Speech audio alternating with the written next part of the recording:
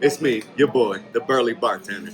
So we're here today. We're gonna do a different spin on things. We're not just talking about drinks and cocktails, but anything that might have to do with the bar. So whether it be the glassware that your drinks go in, or a cocktail shaker, muddler, wine opener, anything that you need to use back here. All right, so be sure to like, comment, and subscribe, and be sure to check it out. All right, see you later. Have a good one.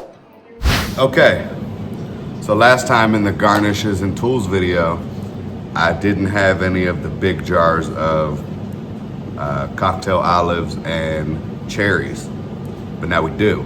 So I'm gonna do a little brief overview. Major part of a bar, olives. Got the big jug, like for you from Costco. I don't even know how many come in here, but a whole lot. I don't like olives, they nasty. But for a dirty martini, which is a classic cocktail in itself, a very old-fashioned drink, you might catch your granddad or somebody drinking them. So olives are an integral part of the bar. You can't make a dirty martini without it.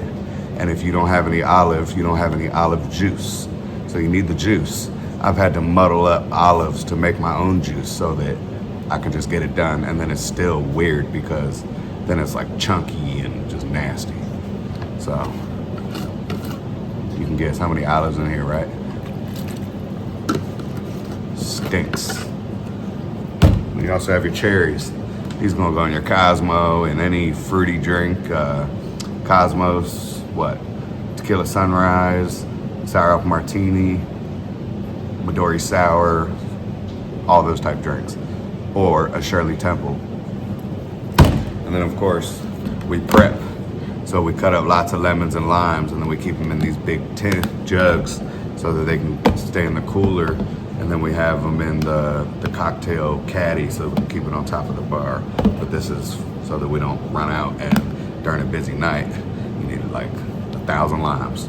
So yeah, tricks of the trade, bartending 101, baby. You feel me?